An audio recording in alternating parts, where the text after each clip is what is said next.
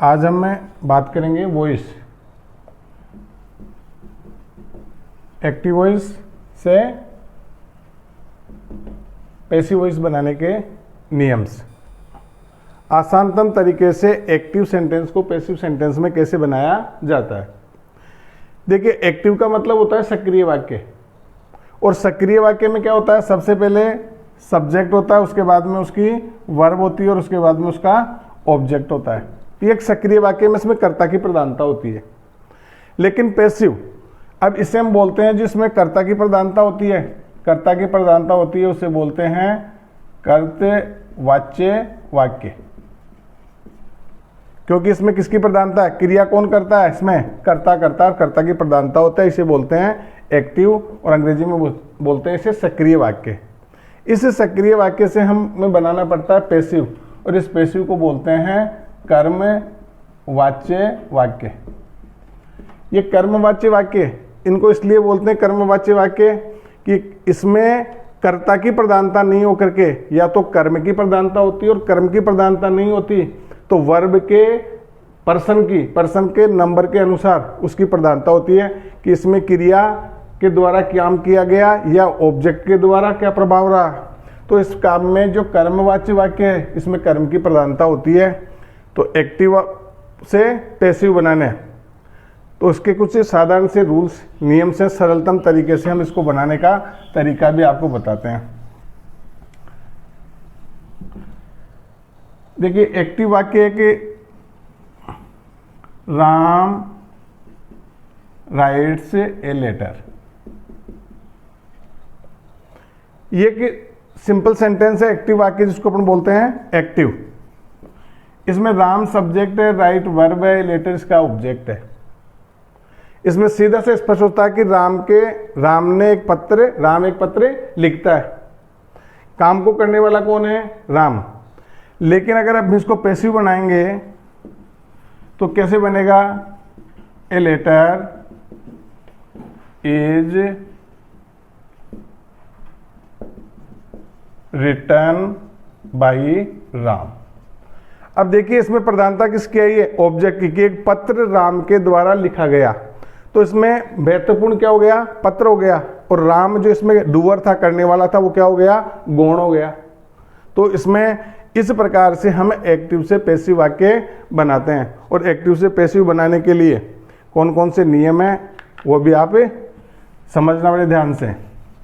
सबसे पहला नियम है कि आपको जो सिंपल सेंटेंस दिया हुआ है, नेगेटिव दिया हुआ है, इंट्रोगेटिव दिया, जिस भी सेंटेंस है, सबसे पहले आपके पास जो ऑब्जेक्ट है उस ऑब्जेक्ट को सब्जेक्ट बना दो,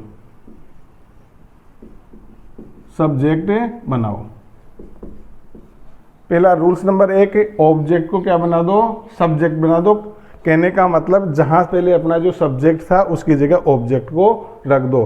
और ऑब्जेक्ट की पहचान वर्ब के तुरंत बाद में ऑब्जेक्ट आता है। किसके बाद में आता है, वर्ब के बाद में। देखिए, SVO, वर्ब के तुरंत बाद में क्या आता है, ऑब्जेक्ट। इस ऑब्जेक्ट को कहाँ लिया हो, सब्जेक्ट की जगह। नियम नंबर 2, हेल्पिंग वर्ब लगाओ। क्या लगाओ, हेल्पिंग वर्ब। और ये ध्यान रखना कि बिना हेल्पिंग वर्ब के पैसिव कभी नहीं बनता है, इसलिए हेल्पिंग वर्ब अनिवार्य है, आवश्यक है। लिख देता हूं, बिना हेल्पिंग वर्ब के पैसिव नहीं बनता, इस चीज का ध्यान रखना। रूल्स नंबर 3, पैसिव में मेन वर्ब तुरंत बाद, सब्जेक्ट के तुरंत बाद में क्या है, मेन वर्ब। मेन वर्ब की थर्ड फॉर्म लगाओ, थर्ड फॉर्म लगाओ। और ये भी ध्यान रखना कि पैसिव बनाते समय मेन वर्ब की हमेशा थर्ड फॉर्म ही काम में आती है, इसलिए ये दोनों नियम बिल्कुल स्थायी नियम हैं। पहला तो बिना हेल्पिंग वर्ब के पैसिव नहीं बनता। तीसरा नंबर वाला जो नियम है इसमें हमेशा ही मेन वर्ब की थर्ड फॉर्म काम में आती है। और रूल्स नंबर 4, शॉर्ट में बाई लगाकर जो आपका सब्जेक्ट था उस सब्जेक्ट में जो नाउन था तो नाउन ठीक है, और नाउन नहीं था तो उसमें जो प्रोनाउन था, सब्जेक्ट में जो प्रोनाउन था उस प्रोनाउन की थर्ड फॉर्म लगाओ। क्या लगाओ? थर्ड फॉर्म लगाओ।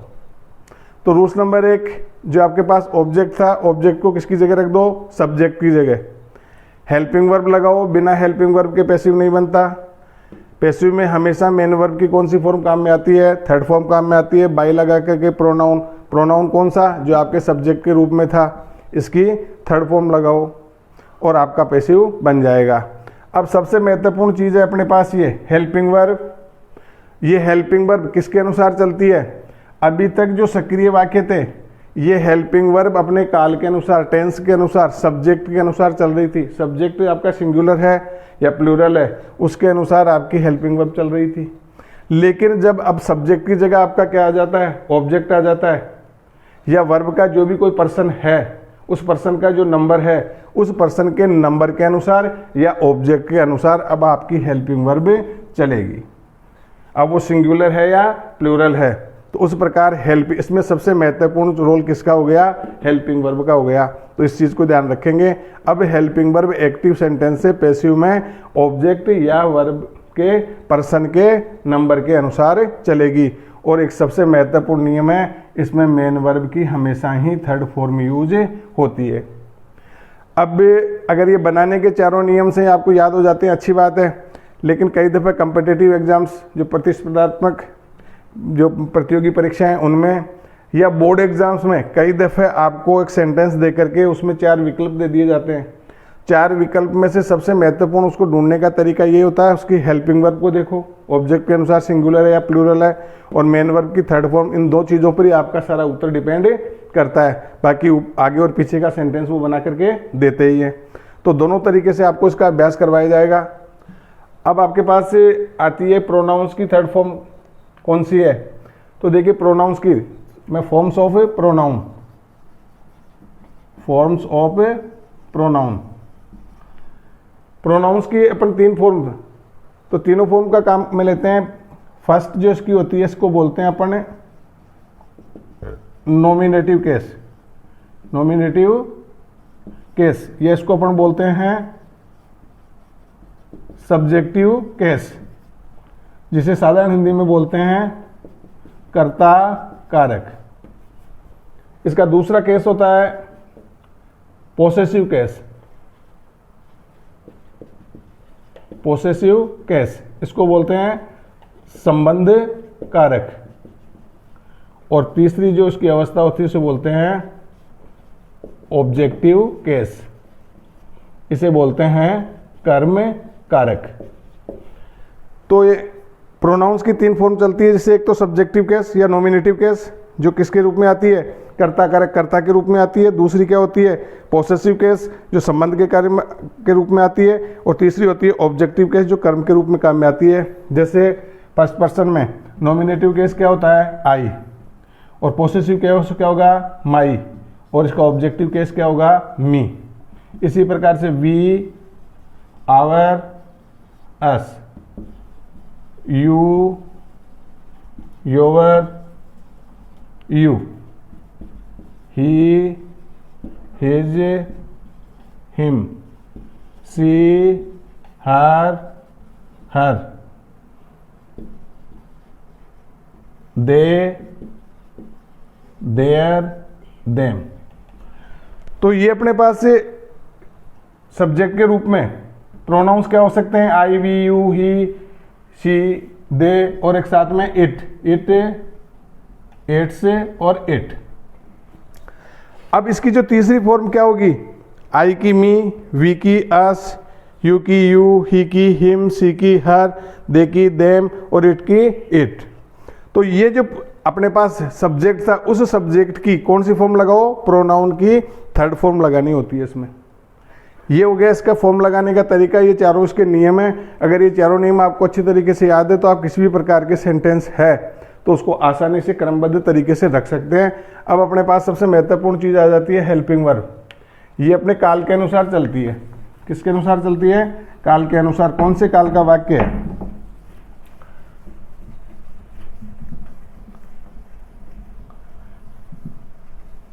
अभी अपन ने एक सेंटेंस था जिसका अपन ने एक्टिव से पैसिव बनाया, जैसे राम राइट्स ए लेटर। देखिए कौन से काल का वाक्य है ये? सब्जेक्ट, वर्ब और ऑब्जेक्ट। वर्ब की कौन सी फॉर्म है? First form. फर्स्ट फॉर्म में क्या लगा हुआ है? एस या ईएस। तो ये कौन सा है? Present indefinite tense. ये प्रेजेंट इंडेफिनेट टेंस है। सबसे पहले रूल्स नंबर 1 लगाएंगे इसमें। इसके ऑब्जेक्ट को क्या बनाएंगे? सब्जेक्ट। ऑब्जेक्ट क्या है? A letter. आ गया। लेकिन रूल्स नंबर 2 क्या है? हेल्पिंग वर्ब लगाएं, और हेल्पिंग वर्ब के बिना पैसिव नहीं बनता। तो अब इसमें हेल्पिंग वर्ब है नहीं हमारे पास, तो प्रेजेंट इंडेफिनेट टेंस में हम हेल्पिंग वर्ब के रूप में काम में लेते हैं इज, एम और आर। और ये सारी किसके अनुसार चलेगी? अब हमारा जो ऑब्जेक्ट जिसको हमने सब्जेक्ट बनाया है उसके अनुसार। अब वो ऑब्जेक्ट हमारा सिंगुलर है या प्लूरल है ये देखना पड़ेगा, उसके अनुसार इज एम आर का प्रयोग होगा। ये इज एम आर कब बनते हैं? एक्टिव से पैसिव बनाते हैं समय हम इनका उपयोग करते हैं। तो ए लेटर कैसा है? सिंगुलर है। क्या आएगा इसके साथ? इज। रूल्स नंबर 3, क्रिया की हमेशा उसमें कौन सी फॉर्म आएगी? Third form. राइट कौन सी फॉर्म है? फर्स्ट। क्या हो जाएगा? Third form. Return. Return. Rules number 4 क्या कहता है? अपनी तरफ से बाई लगाओ। बाई लगा करके प्रोनाउंस की थर्ड फॉर्म लगाओ। प्रोनाउन नहीं है, यहाँ क्या है? नाउन।